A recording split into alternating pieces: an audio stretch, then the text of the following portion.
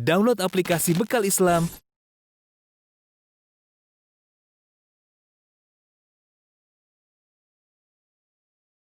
Bismillahirrahmanirrahim. Assalamualaikum warahmatullahi wabarakatuh. Alhamdulillahi ala ihsani wa syukru lahu ala taufiqihi wa amtinani. Wa asyhadu an la ilaha illallah wahdahu la syarika lahu ta'ziman li sya'ni. Wa asyhadu anna Muhammadan abduhu wa rasuluhu da'ila ridwani. Allahumma salli alaihi wa ala alihi wa ashabi wa ikhwani. Kepada keluarga besar Fakultas Kedokteran Mustofa yang dirahmati oleh Allah Subhanahu wa taala, ya, para dosen, para profesor.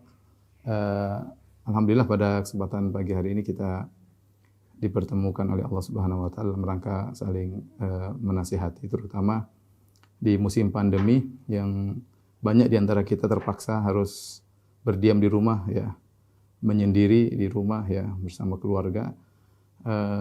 Tentunya kita berusaha dalam kondisi seperti sekarang ini kita bisa menjaga keimanan kita, bahkan bukan hanya menjaga, kita berharap dalam kondisi yang kita semua tidak menginginkan seperti ini tapi telah terjadi, kita berharap bukan cuma menjaga keimanan kita, bahkan bisa menambah keimanan kita, ya. Pada kesempatan kali ini, ya, saya akan membahas tentang suatu perkara yang disebutkan oleh para ulama tentang permasalahan al-uzlah. Al-uzlah yaitu menyendiri, ditinjau dari dampak positif dan dampak negatif. Kapan kita dianjurkan untuk menyendiri, kapan kita dianjurkan untuk berbaur dengan masyarakat. Dengan harapan saya setelah kita memahami perkara al-uzlah, yaitu menyendiri atau al-khultah, bercampur dengan berbaur dengan masyarakat, kita akan tahu apa yang bisa kita lakukan dalam kondisi pandemi maupun tatkala non pandemi, ya. Pembahasan ini sejak jauh-jauh sudah dibahas oleh para ulama, di antaranya seperti dibahas oleh Abu Sulaiman Al-Khattabi rahimahullahu taala dalam kitabnya yang judulnya Al-Uzlah, yang beliau adalah wafat sekitar tahun 388 Hijriah. Kemudian juga dibahas oleh para ulama lain, contohnya seperti Abu Hamid Al-Ghazali dalam kitabnya Ihya Ulumuddin yang beliau wafat tahun 505 Hijriah. Beliau membuat suatu bab khusus atau pembahasan khusus tentang al-uzlah, tentang manfaat dan sisi positif dan sisi negatif, ya. Ini kita harus pahami dengan baik sehingga dengan landasan ini kita bisa tahu apa yang bisa kita lakukan tatkala kita harus berdiam di rumah, ya, sehingga lebih membangun atau meningkatkan keimanan kita. Tolong perhatikan, ya.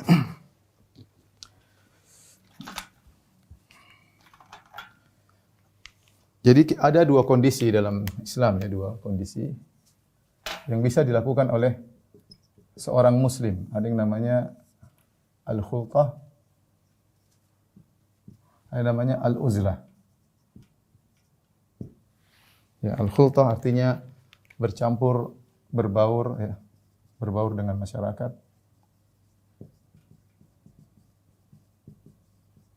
Adapun al-uzlah artinya menyendiri, ya. Menyendiri untuk beribadah, ya, untuk beribadah, meningkatkan iman, ya, pada Allah. Kita tahu bahwasanya dalam kondisi sekarang banyak di antara kita yang mungkin lebih cenderung al-uzlah, menyendiri, ya, secara fisik, tapi kenyataannya mungkin tetap berbaur melalui medsos atau melalui sarana-sarana WhatsApp dan yang lainnya, ya. Islam, yang hukum asal dalam Islam adalah al-khultah, berbaur dengan masyarakat. Ini adalah hukum asal. Ini hukum asal, ya. Karena kita tahu bahwasanya Islam mengajarkan kita hidup bersosial.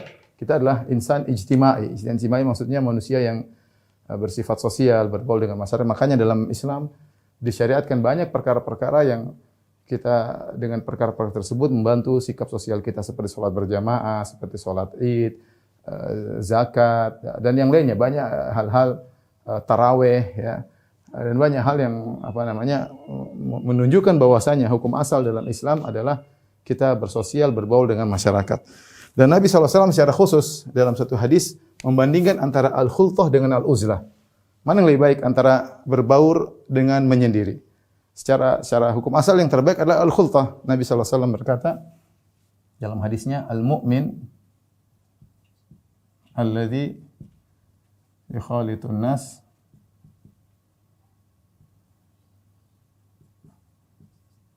wa yasbir ala adahum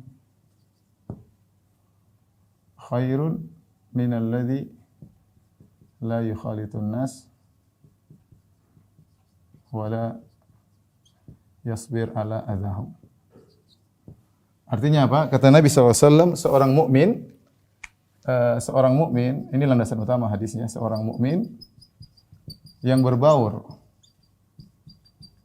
dengan masyarakat dan bersabar atas gangguan mereka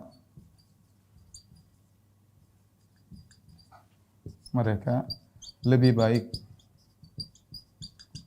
dari yang tidak berbaur dan tidak bersabar, ya. Dan tidak bersabar, ya. Ya.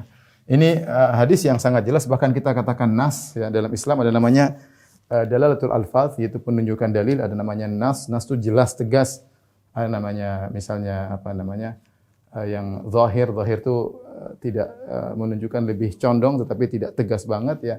Dan ada namanya muawwal, tapi ini nas sangat tegas. Seorang mukmin yang berbaur dengan masyarakat, bersabar atas gangguan mereka. Namanya kita berinteraksi pasti ada gangguan-gangguan, ya. Selain ada manfaat-manfaat, ya, tapi ada gangguan-gangguan. Dan bersabar atas gangguan masyarakat lebih baik daripada yang tidak berbaur dan tidak bersabar atas gangguan mereka. Ini hukum asal. Namun kondisi bisa berubah, bahwasanya al-khultah ternyata terkadang kurang dianjurkan, ya. Bahkan dianjurkan al-uzlah dalam kondisi-kondisi tertentu. Misal dalam kondisi fitnah. Dalam kondisi fitnah yang seorang khawatir terjerumus dalam fitnah tersebut, ya. Dalam kondisi fitnah maka banyak dalil-dalil yang datang yang menunjukkan seorang untuk beruzlah, menjauhkan dirinya dari sumber-sumber fitnah agar dia selamat. Contohnya, dalilnya banyak, ya. Jadi, adapun dalam kondisi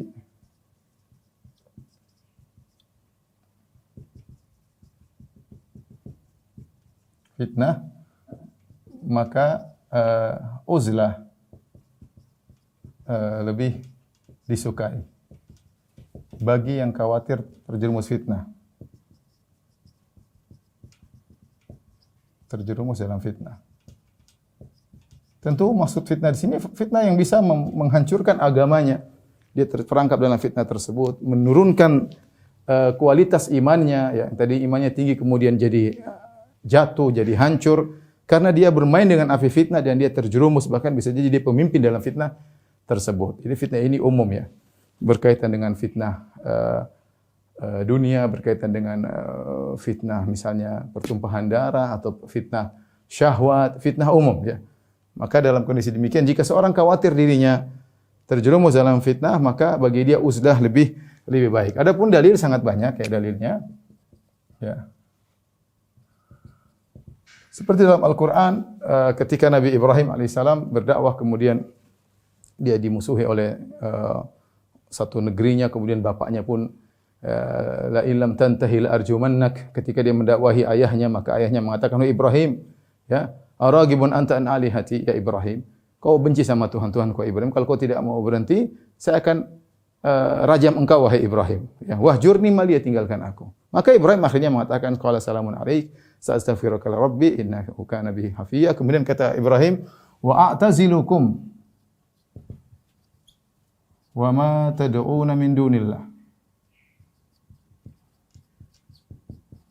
Nah, di sini mengatakan, "Aku akan meninggalkan kalian dan sembahan-sembahan kalian." Ya.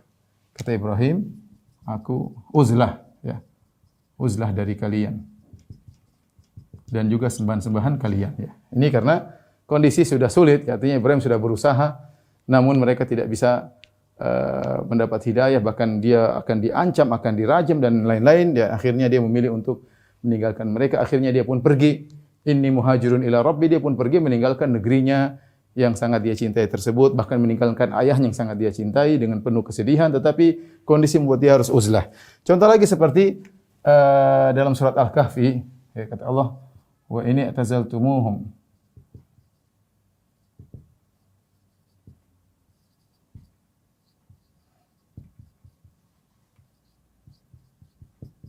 fa'u ilal kahfi, ya.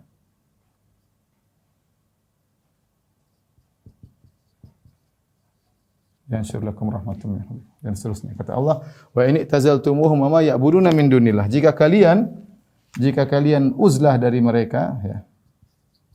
Jika kalian uzlah dari mereka, ya.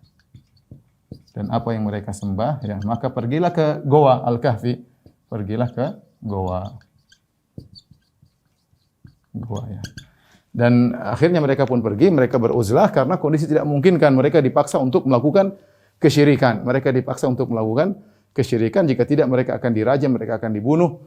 Akhirnya 7 pemuda tersebut meninggalkan dengan disebutkan bahwasanya mereka adalah anak-anak pembesar, orang tua mereka pejabat-pejabat, orang-orang kaya. Akhirnya mereka harus meninggalkan itu semua. Mereka pergi memilih untuk pergi ke goa demi menyelamatkan agama mereka. Ini adalah dalil bahwasanya uzlah disyariatkan dalam kondisi tertentu. Hukum asalnya tentunya tidak. Ini dari Al-Qur'an. Adapun dalam hadis juga banyak, ya. Dalam hadis, ya. Seperti dalam Rasulullah SAW bersabda, ya, dalam Sahih Bukhari, ya, yushiku an yakuna khaira malil mu'min ghanamun yatatabba'u biha sya'af al-jibal, ya.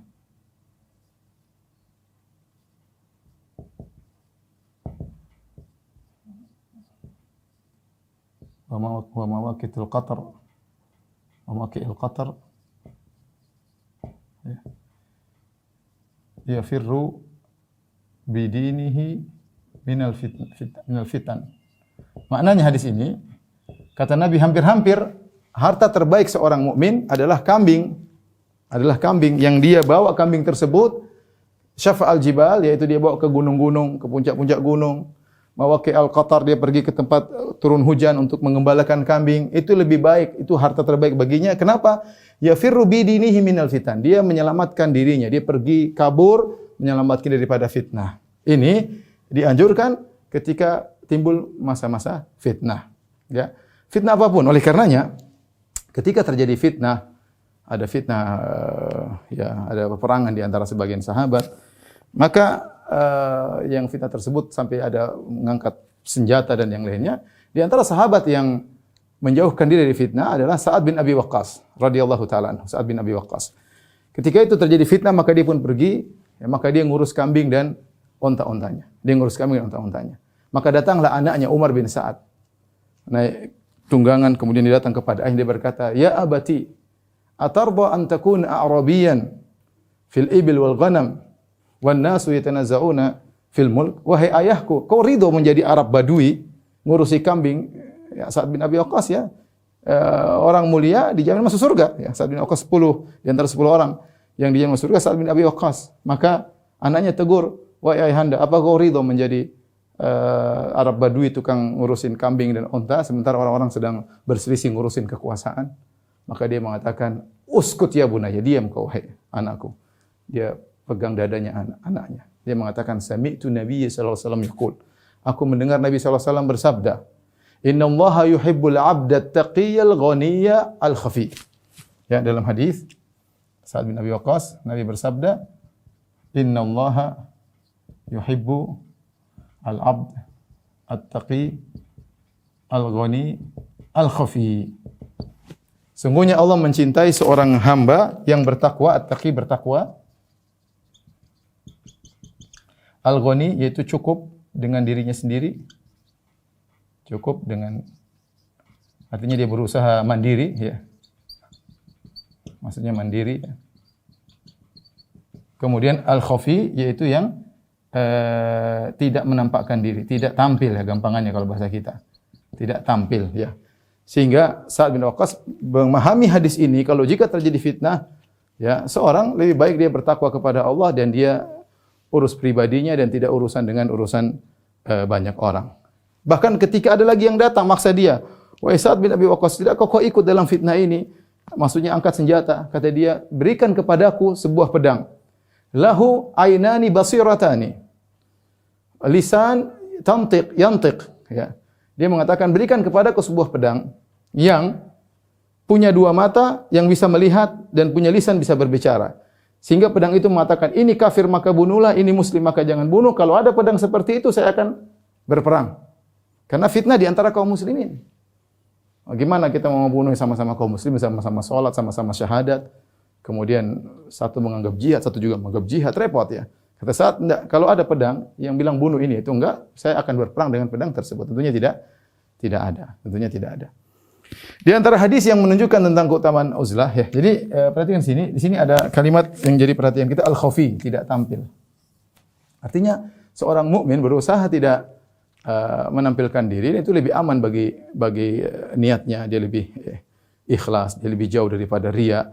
Kecuali kalau memang terpaksa dia tampil seperti mungkin ustadz atau orang-orang yang diperlukan oleh banyak masyarakat untuk memberi pengarahan, mungkin para dokter atau para ilmuwan yang lain, silahkan ya. Yang penting niatnya dia jaga, tapi sebisa mungkin dia tidak berusaha menampilkan diri sehingga rawan untuk terjerumus dalam hal-hal yang mempengaruhi imannya, menggugurkan imannya. Yang berikutnya dalam suatu hadis dari Uqbah bin Amir radhiyallahu anhu, dia berkata, "Ya Rasulullah, man najat?" Ya Rasulullah, apa itu keselamatan? Bagaimana bisa selamat? Kata Nabi sallallahu alaihi wasallam, "Ilzam baitak." Lazimi rumahmu. Pandemi kita sudah laksanakan. Lazimi rumahmu, ilzam baitak. Ya. Wamsik alaika dinak. Pegang agamamu, wabki ala khati'atik, dan nangislah atas dosa-dosamu. Kata Nabi sallallahu alaihi wasallam, keselamatan adalah ilzam baitak wa amsik alaika dinak wabki ala khati'atik. Kata Nabi sallallahu alaihi wasallam, lazimi rumah. Itu jangan suka keluar. Jaga agama. Hati-hati. Di rumah juga bisa agama bisa goyang. Tangisi dosa-dosamu. Hadis yang terakhir yang saya sampaikan pada kesempatan kali ini, hadis banyak tapi ini cukup yang menunjukkan uzlah menyendiri itu penting dalam kondisi tertentu. Hadis Abdullah bin Amr bin Al-As radhiyallahu ta'ala anhu, Nabi sallallahu alaihi wasallam mengatakan, "Idza ra'aitan nas marijat uhuduhum." Kalau kau lihat orang-orang marijat uhuduhum, yaitu janji mereka sudah amburadul, carut marut ya. Wa khaffat amanatuhum, dan kau lihat amanah mereka sudah tidak kuat lagi ya. Ini bohong, ini nyuri, ini apa, pokoknya amanah enggak beres lagi pada masyarakat. Wa kanu hakadha, kata Nabi, dan mereka dalam kondisi demikian. Wa syabbaka baina asabihi, Nabi mengatakan orang sudah begini carut marut, enggak jelas mana yang benar mana yang salah, ngomong semuanya ngomong carut marut. Kalau kalian sudah melihat masyarakat dalam kondisi demikian, ya, maka selamatkan diri intinya ya. Maka Abdullah bin Abbas, faqumtu ilaihi, aku pun segera menuju kepada Nabi, aku berkata, "Madza af'alu inda dzalik?" Apa yang harus aku lakukan ya Rasulullah ketika dalam kondisi demikian, kondisi masyarakat sudah carut marut. Ya semua merasa benar, udah kacau lah. Maka kata Nabi sallallahu alaihi wasallam sama jawabannya kira-kira, "Ilzam baitak." Hendaknya kau lazimi dirimu, wamlik alaika lisanak, jaga lisanmu. Ada tambahan di sini, wamlik alaika lisanak, jaga lisanmu ya. Ya, kemudian wa khudh ma ta'rif wa da' ma tunkir, lakukan yang menurut kau baik dan tinggalkan yang menurutmu adalah buruk. Kemudian kata Nabi sallallahu alaihi wasallam, ya, alaika bi amril khassah wa da'anka amrul 'ammah. Ada tambahan, itu jaga lisanmu. Selain tinggal di rumah, jaga lisan. Kemudian sibuk dengan privasimu yang bermanfaat. Tinggalkan urusan umum. Ya. Tinggalkan urusan orang banyak. Karena sudah kacau, carut marut. Ya.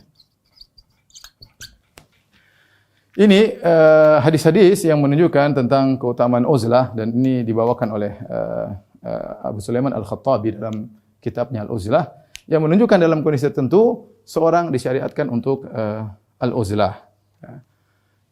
Namun bagi orang yang mampu untuk menjaga imannya dalam kondisi apapun, maka yang terbaik adalah dia al-khultah. Kalau dia mampu untuk menjaga imannya, dia mampu berbaur dan dia bisa bersabar dan dia bisa menasihati masyarakat, maka yang terbaik adalah al-khultah. Taib, kita lanjutkan. Al-Ghazali membahas dalam kitabnya Ihya Ulumuddin menjelaskan tentang keutamaan uzlah dari sisi dampak positif dan dari sisi dampak negatif. Secara umum dan ini juga disebutkan oleh Al-Khattabi dalam kitabnya Al-Uzlah. Saya jelaskan secara singkat. Al-uzlah sisi positifnya banyak ya.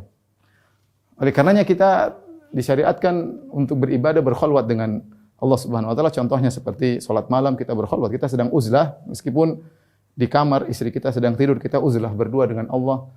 Itu di antara contoh kita berusaha untuk berbahagia tatkala bersendirian. Contoh juga seperti ketika iktikaf. Iktikaf bahkan Nabi SAW membuat semacam kemah-kemahan di masjid selama 10 hari. Itu juga melatih diri kita untuk uzlah, melatih diri kita untuk berbahagia meskipun kita sendirian tidak bercampur dengan masyarakat ya. Tetapi tentunya dalam waktu-waktu tertentu saja, tidak seluruh waktu. Asalnya Nabi SAW berbaur, asalnya Nabi memberi pelajaran, para sahabat pun demikian, Nabi memberi nasihat. Asalnya para sahabat berbaur. Hanya kondisi-kondisi tertentu mereka melakukan uzlah. Taib, apa faedah uzlah? Faedah uzlah disebutkan oleh kedua ulama tersebut, Al-Khattabi maupun Al-Ghazali. Di antaranya lebih menjauhkan diri daripada riya ya. Lebih menjauhkan diri daripada riya, menjauhkan diri daripada cari muka ya, karena kita tidak berbaur dengan masyarakat. Kita tidak mau cari muka di hadapan mereka karena objek untuk kita cari muka enggak ada ya. Kemudian di antaranya misalnya kita lebih khusyuk dalam beribadah ya. Di antaranya kita bisa lebih fokus untuk ngurusi urusan keluarga kita ya. Di antaranya kita tidak terjebak dengan melihat kemungkaran tapi tidak bisa kita ingkari ya, karena kita jauh dari masyarakat ya. Di antaranya kita bisa banyak beribadah kepada Allah Subhanahu wa taala ya. Uzlah ya, ini beberapa faedah yang jelas-jelas sangat logis ya, seorang selamat dari berbagai macam fitnah syahwat maupun fitnah syubhat dan yang lainnya. Tetapi ada sisi dampak negatifnya. Negatifnya di mana? Banyak hal-hal yang dia tidak bisa lakukan seperti mengajar ya. Mengajar itu kan pahalanya besar. Berdakwah pahalanya besar. Beramar ma'ruf nahi munkar juga pahalanya besar, dia tidak bisa lakukan ya. Membantu orang-orang dalam kesulitan ya, dia juga tidak bisa lakukan karena dia sedang uzlah. Karena sedang uzlah ya. Dari sini maka seorang di zaman sekarang ini dia merenungkan apa yang harus dia lakukan ya. Saya tidak mengatakan dia uzlah secara total dan saya juga tidak mengatakan dia khultah bercampur baur secara total ya. Maka seorang menimbang-nimbang, intinya kalau kita bertanya mana yang lebih baik ya Ustaz, antara al-khultah berbaur atau al-uzlah menyendiri, maka kembali kepada masalah iman. Mana di antara ini yang bisa lebih menambah keimanan kita, lebih banyak mendatangkan pahala, lebih menyelamatkan agama kita, maka lakukan. Maka lakukan. Kalau Anda ternyata dengan berbaur dengan masyarakat, Anda bisa menyebarkan kebaikan, Anda bisa menunjukkan orang yang tersesat kepada jalan yang baik misalnya, seperti para dokter bisa melakukan pengobatan, menolong banyak orang, tentu pahalanya lebih banyak dengan tetap menjaga diri, ya. Bukan berarti dia berbaur secara total, tetapi di tengah-tengah dia berbaur, dia ada uzlah sedikit, yaitu apa? Dia tidak berbicara pada perkara yang bukan urusannya. Dia menjauhi tempat-tempat yang bisa menimbulkan fitnah pada agamanya, ya. Dia tidak bergaul dengan semua orang, tapi dia bergaul dengan orang-orang yang mungkin bisa membuat dia mendapatkan pahala. Dia tidak berteman dengan semua orang, dia hanya berteman dengan orang-orang yang bisa menambah keimanannya ya. Jadi kita kalau bicara kenyataannya zaman sekarang sulit bagi kita untuk mempraktikkan uzlah ya. Karena meskipun kenyataannya sekarang masa pandemi masing-masing di rumah, tapi kita tidak bisa uzlah secara total. Buktinya kita tetap saja kontak-kontakan ya. Alhamdulillah ada seperti sekarang ada pengajian lewat Zoom. Ya, ini hakikatnya kita tidak sedang uzlah, hanya uzlah badan, tapi secara wajah ketemu, ngobrol, kita saling nasihati dan yang lainnya, ya maka kita tidak bisa juga melaksanakan uzlah secara total. Intinya ikhwan dan akhwat yang dirahmati Allah Subhanahu wa taala, dari sini mana yang lebih baik antara uzlah atau khultah, kembali kepada diri kita masing-masing, ya. Mana yang harus kita, kapan waktunya kita berbaur dan kapan waktunya kita menyendiri, melihat kepada maslahat dan mudarat, bagaimana iman kita bisa terjaga bahkan bisa bertambah, itu yang kita lakukan, ya. Maka mungkin saya mau kasih misalnya apa ya, dalam bahasa Arab namanya ikhtirah, itu usulan. Ya, usulan agar meskipun kita di rumah bisa menjaga atau bahkan menambah iman.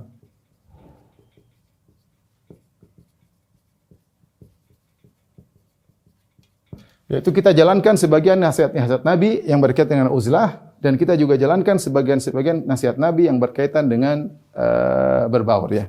Maka poin yang bisa kita lakukan, ya, perhatikan, ya. Hadis yang sangat masyhur yang harus selalu di benak kita, yaitu min husni islamil mar'i tarkuhu ma la ya'ni. Tinggalkan perkara-perkara yang bukan urusan kita. Ini perintah Nabi SAW. Di antara eloknya Islam seseorang adalah meninggalkan perkara-perkara yang bukan urusannya. Kenapa ikhwan dan akhwat, para dokter yang rahmatillah subhanahu wa ta'ala? Karena seorang kalau sudah sibuk pada perkara yang bukan urusannya, dia akan menumbalkan perkara-perkara yang merupakan urusannya, ya. Misalnya dia masuk dalam hal-hal yang bukan bidangnya, atau dia berkomentar pada perkara-perkara yang bukan bidangnya dan terlalu banyak berkomentar. Mungkin kalau komentar sekali dua kali oke. Tapi dia terlalu banyak berkomentar pada hal yang dia bukan bidangnya. Dia tidak punya analisa, dia tidak punya data untuk menganalisa, dia tidak tahu apa yang sedang terjadi sesungguhnya. Kemudian dia banyak komentar sehingga waktunya terbuang, jiwanya terbawa emosi, membenci dan yang lainnya, sementara perkara-perkara yang penting akhirnya terlalaikan. Ya. Dan itu pasti terjadi. Kapan dia menghabiskan waktunya pada yang bukan urusannya, maka yang merupakan urusannya terlalaikan. Akhirnya waktunya habis banyak tercurahkan, misalnya urusan pendidikannya terbengkalai, urusan anak istrinya terbengkalai, urusan pekerjaannya pun terbengkalai. Ya, kenapa? Dia mau menghabiskan waktu pada perkara-perkara yang bukan urusannya. Dan kita tahu di zaman sekarang ini, ketika kita di rumah, kita bisa melihat banyak yang bukan urusan kita, banyak sekali. Dan kita punya sifat ingin tahu, ya. Sehingga kita baca ini, lihat berita ini, kita ikuti perkembangannya tiap hari. Tidak terasa berjam-jam kita ikuti perkara yang belum ada ujungnya. Berhari-hari kita ikuti, berminggu-minggu perkara yang belum tentu ada ujungnya. Ujungnya pun kesimpulannya belum tentu benar sesuai yang sesungguhnya. Bisa jadi manipulasi, bisa jadi permainan. Oleh karenanya, kalau ada yang lebih bermanfaat dari ini, kita cukup melihat, artinya ya kalau ada kita cuma nimbrung sedikit, sisa waktunya kita untuk yang lebih bermanfaat. Ini di antara hal yang membuat akhirnya iman kita turun. Terlalu sibuk pada perkara-perkara yang bukan urusan kita. Ya, saya rasa para dokter punya banyak urusan, ya. Maka sibuklah pada urusan-urusan yang merupakan perkara yang penting bagi para dokter, seperti mengenali tentang misalnya sekarang lagi heboh tentang masalah vaksin, masalah efek negatif, efek positif misalnya. Kemudian bagaimana menangani orang-orang yang sedang terkena pandemi misalnya, bagaimana ini yang lebih bermanfaat. Kalau dia pikirkan karena Allah Subhanahu wa taala, maka semua pikirannya, semua energinya berpahala di sisi Allah Subhanahu wa taala. Dan ingat Nabi SAW bersabda, khairukum anfa'ukum linnas. Sebaik-baik kalian yang paling bermanfaat bagi masyarakat. Dan di antara pekerjaan yang memudahkan memberi manfaat besar kepada masyarakat adalah jadi dokter. Jadi dokter. Jadi jangan cuma sekedar perkara duniawi yang kita pikirkan, tapi kita niatkan saya bekerja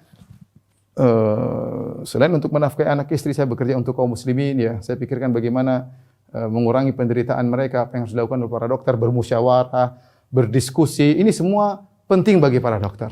Nah, kalau para dokter sudah sibuk seperti ini, mungkin perkara-perkara yang bukan urusannya, dan kita tahu namanya perkara politik di Indonesia nggak ada ujungnya, ya.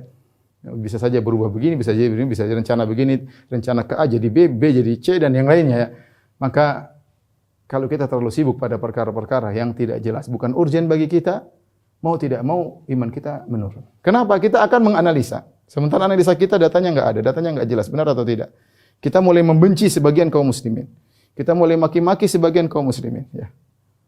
Ya, kalau kita tidak punya kapabilitas dalam hal tersebut, ya kita berdoa saja semoga Allah berikan yang terbaik. Yang punya kemampuan untuk nimbrung masalah itu silakan. Kalau di antara dokter ada yang punya ahli politik jagoan, silakan demi kemaslahatan kaum muslimin. Kalau enggak, mending sibuk pada perkara yang bermanfaat. Demikian juga di dunia medsos banyak hal-hal yang membuat kita ingin tahu tidak bermanfaat, seperti mungkin mohon maaf misalnya berita-berita artis lah, berita-berita bola lah, berita inilah, berita anu lah. Kita umur sudah semakin mendekati titik pertemuan kita dengan Allah. Sudah saatnya kita meninggalkan hal-hal tersebut. Kita konsen pada perkara yang penting bagi kita. Apa kata Nabi SAW? Alaika bi amril khassah. Sibukkanlah dirimu dengan perkara yang khusus privasimu. Masalah pekerjaanmu, masalah anakmu, masalah istrimu. Sibuk masalah pendidikanmu, kuliahmu. Seriuskan. Serius dengan menjalani hal tersebut. Wada' anka amrul ammah. Dan tinggalkanlah urusan banyak orang yang kau tidak berkompeten untuk berbicara tentang masalah itu. Tidak berkompeten. Bicara pun nggak ada yang dengar. Siapa yang mau dengar juga? Ya. Kau memberi analisa, orang mendengar pun belum tentu analisamu benar. Karena data untuk menganalisa tersebut belum tentu benar. Mana sumbernya? Ya. Oleh karenanya, biarkanlah orang yang berkompeten yang berbicara. Kalau kita yang bukan pada bidangnya, mending kita sibukkan dengan apa yang bermanfaat buat kita di dunia dan di akhirat. Ya. Jadi ini usulan saja. Jalankan hadis Nabi, tinggalkan perkara-perkara yang bukan urusan kita. Kemudian, jadi ya maksud saya dengan meninggalkan perkara yang bukan urusan kita, otomatis kita sibuk.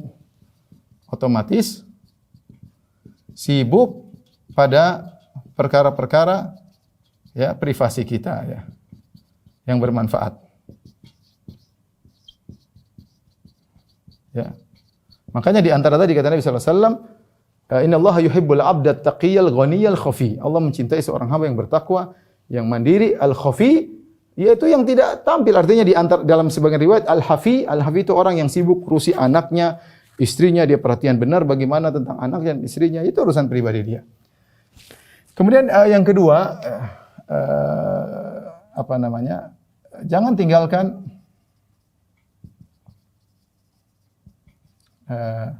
ibadah rutin ya. Rutinitas harian. Yang kelihatannya sepele tapi ini penting ya. Inilah di antara hal yang membuat kita terjaga dari fitnah. Apa kata Nabi sallallahu alaihi wasallam? Al-ibadatu fil harji ka hijratin ilayya. Beribadah di musim-musim fitnah, dan kita tidak ragu, kita sekarang zaman fitnah. Mau fitnah dunia, mau fitnah syahwat, mau fitnah syubhat, fitnah politik, fitnah apapun banyak sekali. Ya.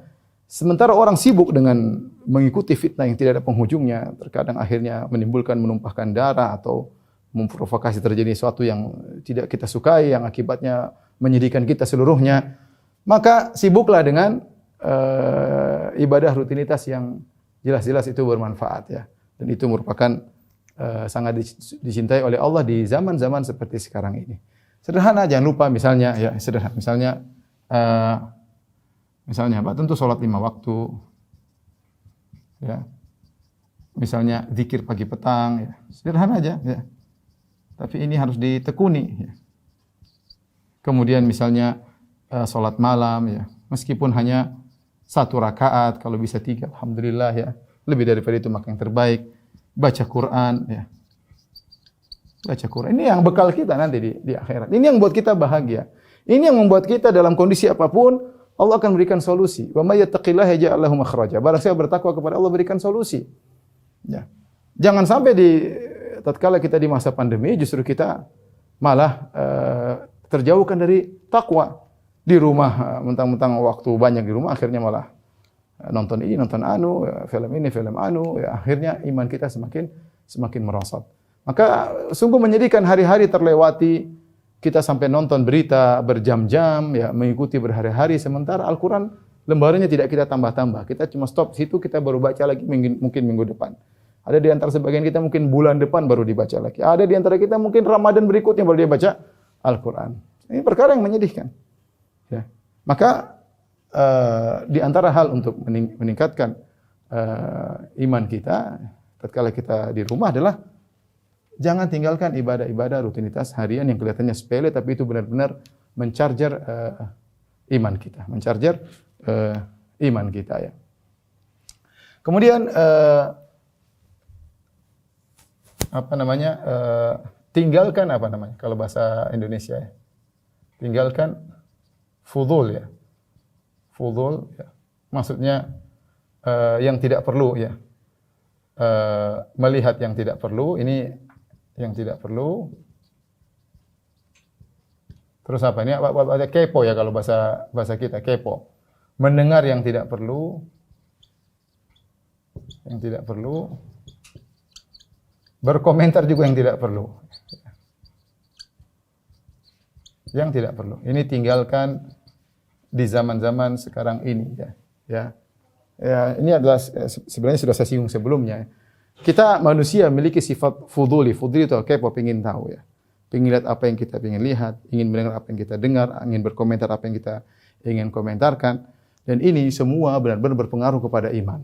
Karena kata para ulama, al-qalbu wi'a, sebagaimana perkataan seorang sahabat bahwasanya hati itu adalah wi'a, yaitu bejana ya. Bejana yang diisi yang sumber pengisiannya, salurannya dari pandangan, dari pendengaran dan dari ucapan. Apa yang sering kita lihat itu yang akan terisikan pada hati kita. Apa yang sering kita dengar itu akan terisikan pada hati kita. Apa yang sering kita bicarakan itu juga yang terisikan pada hati, terbiaskan dalam hati kita. Kalau kita sering melihat hal-hal yang tidak baik ya, atau hal-hal yang bukan urusan kita ya, maka mau tidak mau pasti ada hati kita pasti ada perubahan. Saya tidak usah bicara jauh. Contoh kita lah duduk ya. Saya bukan bilang apa, misalnya kita duduk nonton film lah 1 jam. Film box office, film Hollywood, film apa? India Wood kayak film apa macam-macam ya. Drama Korea, drama India, sekarang dunia banyak sekali. Nonton 1 jam, 2 jam. Yakin kalau setelah nonton hati kita pasti berubah. Karena banyak sekali hal-hal yang kita lihat situ, maksiat lah, apalah, terbuka aurat wanita lah, inilah, kemudian itu semua terbias, enggak mungkin enggak terbias. Dan itu akan berpengaruh dalam kekhusyuan salat kita. Pengaruh dalam kemalasan kita baca Al-Qur'an. Pengaruh terhadap sikap kita, terhadap kecintaan kita kepada istri kita. Gimana lihat cewek-cewek cantik, pengaruh kita sama istri kita. Istri kita terasa hambar dan yang lainnya. Tidak terasa ya. Tidak terasa, tidak mungkin tidak ada pengaruh. Itu maksiat. Jangankan maksiat, taruhlah kita nonton bola yang mungkin tidak maksiat ya. Nonton 2 jam pertandingan, teriak-teriak. Setelah itu pasti ada pengaruh. Iman, kalau kita mau ngecek hati kita pasti ada pengaruh pada hati kita. Kenapa kita melihat hal yang tidak perlu? Lihat yang tidak perlu. Ketika kita melakukan hal-hal yang tidak perlu, maka banyak hal-hal yang bermanfaat yang akhirnya terbuang-buang. Harusnya kita bisa gunakan untuk nelpon orang tua, berbakti kepada orang tua, untuk bisa menyambung silaturahmi dengan kakak dan adik, bisa ziarah kepada tetangga, menjalankan sunnah-sunnah Nabi. Semuanya tidak bisa kita kerjakan karena kita melihat yang tidak perlu, mendengar yang tidak perlu, berbicara yang tidak perlu, yang bukan pada bidang kita, akhirnya waktu kita terbuang. Dan ini yang perlu saya ingatkan, iman itu, jangan disangka iman itu hanya turun ketika kita bermaksiat. Ingat ya, jangan disangka iman itu hanya turun ketika tidak bermaksiat. Ketika kita menghabiskan waktu pada perkara yang tidak bermanfaat, itu juga mengurangi kualitas iman kita. Karena hati ini akan terpengaruh dengan hal-hal yang tidak bermanfaat, yang kita lihat, yang kita dengar, yang kita bicarakan. Ikhwan dan akhwat yang dirahmati Allah Subhanahu wa taala, keluarga besar Fakultas Kedokteran Mustopo ya. Ini mungkin yang bisa mau saya sampaikan pada kesempatan kali ini. Kalau mungkin judulnya adalah bagaimana meningkatkan iman tatkala kita di rumah, saya rasa teorinya sederhana, yaitu manfaatkan waktu pada perkara-perkara yang penting buat kita. Ya, jangan lupa beribadah kepada Allah Subhanahu wa taala. Ibadah-ibadah yang bisa kita lakukan, mumpung kita masih di rumah ya. Mudah, kita bisa telepon orang tua, dengan telepon orang tua menyambung silaturahmi ya. Kita bisa dekat sama anak-anak, bisa dekat istri, anak-anak yang masih kuliah bisa dekat dengan orang tuanya, saatnya berbakti kepada orang tua. Manfaatkan waktu mumpung di rumah. Tidak seperti sebagian orang ketika di rumah malah kemudian maksimal dengan game ya, mungkin sibuk dengan game ini, level ini ya, atau sibuk dengan nonton ini, menghabiskan waktu, membunuh waktu istilahnya, sehingga imannya merosot, justru dalam masa pandemi dia semakin jauh dari Allah Subhanahu wa taala. Demikian apa yang saya sampaikan kepada keluarga besar Fakultas Kedokteran Mustafa yang dirahmati Allah Subhanahu wa taala. Semoga apa yang kita sampaikan bermanfaat dan menjadi hujjah bagi kita di akhirat ya, untuk bertemu dengan Allah, dan semoga kita bisa mengamalkan apa yang telah kita sampaikan dan kita dengarkan. Wabillahi taufiq wal hidayah. Assalamualaikum warahmatullahi wabarakatuh.